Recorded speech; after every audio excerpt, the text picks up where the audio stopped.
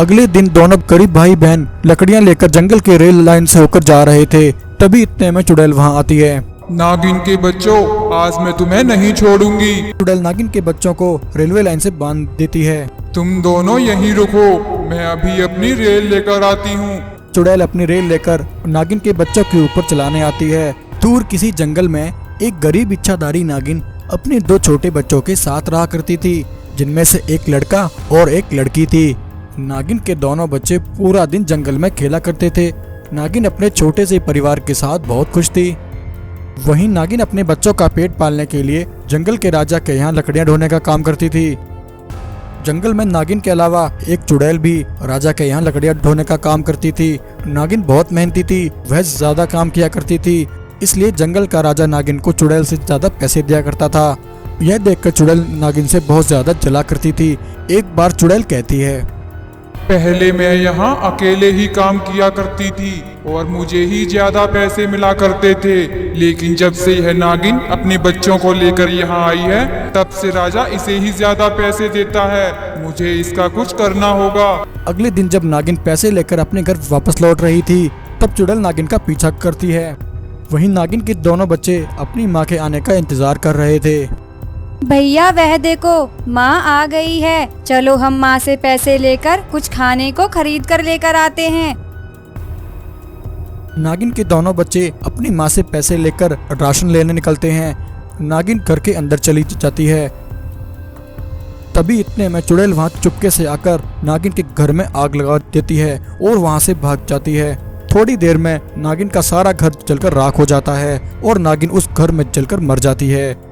वहीं जब दोनों भाई बहन अपने घर वापस लौटते हैं, वह दोनों अपने घर की ऐसी हालत देखकर दोनों भाई बहन हैरान हो जाते हैं और दुखी होकर रोने लगते हैं, क्योंकि उनकी माँ नागिन मर चुकी थी और अब दोनों भाई बहन अनाथ हो गए थे। बहन, माँ हमें छोड़कर चली गई और हमारा घर भी नहीं रहा, हम दोनों अनाथ हो गए, अब हम कहाँ जाएंगे। नागिन की बेटी अपने भाई से बड़ी थी। वह अपने भाई को दिलासा देते हुए कहती है, भैया तुम चिंता मत करो, मैं हूँ ना तुम्हारे साथ, हम कोई ना कोई उपाय निकाल लेंगे, सब ठीक हो जाएगा। वहीं दोपहर के समय भूख और प्यास के कारण नागिन के बेटे की तबीयत बिगड़ जाती है। नागिन की बेटी अपने भाई को एक पेड़ के नीचे लिटा देती है और खाने की तलाश में निकल जाती है। एक तो गर्मी का मौसम, तेज धूप से तपता सूरज और मासूम नागिन की गरीब बेटी जंगल में दर दर भटकती है और जंगल में रह रहे कुछ व्यक्तियों से भोजन के लिए भीख मांगती है। सुनिए अंकल, मेरा भाई कल से बहुत भूखा है, वह भूख से तड़प रहा है, मुझे कुछ खाने को दे दो। अरे चल निकल यहाँ से, तुम जैसे गरीबों के माँ बाप तुम्हें खाना मांगने के लिए भेज देते हैं, अगर इतना ही खाने की जरूरत है तो कहीं जाकर मेहनत करो। मासूम और बेसहारा नागिन की बेटी जंगल में दर दर भटक रही थी।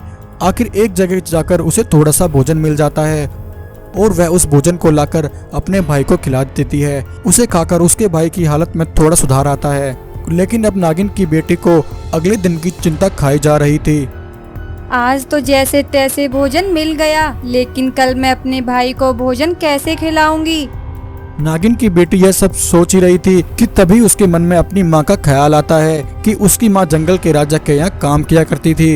यह सोचकर नागिन की बेटी काम करने का फैसला करती है और दोनों गरीब भाई बहन अगले ही दिन राजा के यहाँ काम मांगने आते हैं। राजा उन्हें काम पर रख लेता है। दोनों भाई बहन मिलकर बहुत मेहनत करते हैं। वे जंगल से लकड़ियाँ काटकर राजा को लाकर देते हैं और बदले में मिले पैसों से अपना गुजारा करते हैं। वहीं एक दिन चुड़ैल उन दोनों भाई बहनों को देख लेती है। चुड़ैल कहती है, ये दोनों बच्चे किसके हैं? इन दोनों में से मुझे नागिन की गंध आ रही है। हो ना हो ये दोनों उस नागिन के ही बच्चे हैं। नागिन तो मर गई और अब ये दोनों यहाँ आकर काम करने लग गए। मुझे इन दोनों का भी बंदोबस्त करना होगा। अगले दिन दोनों गरीब भाई बहन लकड़ियाँ लेकर जंगल के रेल लाइन से होकर जा रहे थे। तभी इतने में चुड़ैल वहाँ आती है। नागिन के बच्चों, आज मैं तुम्हें नहीं छोड़ूंगी। चुड़ैल नागिन के बच्चों को रेलवे लाइन से बांध देती है। तुम दोनों यहीं रुको, मैं अभी अपनी रेल लेकर आती हूँ। चुड़ैल अपनी रेल लेकर नागिन के बच्चों के ऊपर चलाने आती है। तभी इतने में जादू परी वहाँ आती है। जादू परी चुड़ैल की रेल पर हमला करती है और उसकी रेल को वहीं तबाह कर देती है। यह देखकर चुड़ैल बहुत डर जाती है और वहाँ से भाग जाती है। जादू परी कहती है, दुष्ट चुड़ैल, दोबारा यहाँ लौटकर मत आना। अब यह दोनों बच्चे मेरे हैं। असली रूप में आ जाता है। वह इच्छाधारी नागिन पर हमला करता है और उसे एक पेड़ से बांध देता है और नागिन से उसकी नागमणि छीनकर वहां से भाग जाता है। एक बार नागलोक में कुछ नागिन इच्छाधारी नागिन के साथ मिलकर अपनी नागमणि की रक्षा कर रही होती हैं। तभी अचानक से एक भयंकर शैतान अपने गुलामों को लेकर वहां आता है। शैतान को देखकर सभी नागिनें घबरा जाती हैं और सभी भागकर इच्छाधारी नागिन के पास आ जाती हैं। नागिन बहन, एक शैतान हमारे नागलोक में घुस आया है। अब हम क्या करें? बहन, वह शैतान अवश्य ही हमारी नागमणि के चक्कर में यहाँ आया है। तुम सब डरो मत, हम सब एक साथ मिलकर उस शैतान का सामना करेंगे। शैतान जैसे ही नागमणि को लेने के लिए उनकी तरफ आता है, तभी सभी नागिनें मिलकर एक साथ अपनी शक्तियों से शैतान पर हमला करती हैं। इच्छाधारी नागिन शैतान के दोनों गुलामों को कैद कर लेती है। यह देखकर शैतान डर जाता है और वहां से भाग जाता है। शैतान एक जगह आकर रुककर कहता है, अरे यह नागिन तो बहुत शक्तिशाली है। इसकी नागमणि चुराने के लिए मुझे कोई और उपाय करना होगा। तभी शैतान को तालाब में तैरती एक जलपरी दिख जाती है। शैतान बोलता है, अरे हाँ, यह जलपरी तो उस नागिन की सहेली है। मैं इसका रूप लेकर नागिन से नागमणि ले सकता हूँ। ऐसा कहकर वह शैतान जलपरी का रूप ले लेता है और नागिन के पास जाकर वह शैतान जिसने जलपरी का रूप लिया था वह रोने लगता है। जलपरी को रोता हुआ देखकर नागिन कहती है, अरे जलपरी बहन, क्या हुआ? तुम इस तरह क्यों रो रही हो? तुम्हें क्या दुख है? जलपरी कहती है, नागिन बहन, एक शैतान ने मेरा अंडा चुरा लिया है। वह मेरे बच्चे को मारकर खा जाएगा। बहन, कृपया करके तुम मेरे बच्चे को उस शैतान से बचा लो। जलपरी की बात सुनकर नागिन कहती है, जलपरी बहन, तुम चिंता मत करो। मैं अभी तुम्हारे साथ चलती हूँ और उस शैतान से तुम्हारा अंडा तुम्हें वापस दिलाती हूँ। तभी शैतान कहता है, नहीं नागिन बहन, वह शैतान बहुत शक्तिशाली है। हम ऐसे उसको नहीं हरा सकते। उसे केवल नागमणि की शक्तियों से ही हराया जा सकता है। उस शैतान को मारने के लिए तुम्हें नागमणि अपने साथ लेकर जानी होगी। ऐसा कहकर वह शैतान नागिन को अपनी बातों में उलझा लेता है। इच्छाधारी नागिन अपनी नागमणि लेकर जलपरी के साथ वहां से निकलती है। थोड़ी दूर आकर वह शैतान अपने असली रूप में आ जाता है। वह इच्छाधारी नागिन पर हमला करता है और उसे एक पेड़ से बांध देता है और नागिन से उसकी नागमणि छीनकर वहां से भाग जाता है। वहीं असली जलपरी पास में ही तालाब में घूम रही थी। तभी उसे नागिन दिख जाती है। जलपरी नागिन के पास आती है और कहती है, अरे नागिन बहन, यह तुम्हें क्या हुआ? तुम्हें यहाँ पेड़ से किसने बांधा? तब इच्छाधारी नागिन जलपरी को सारी बात बताती है।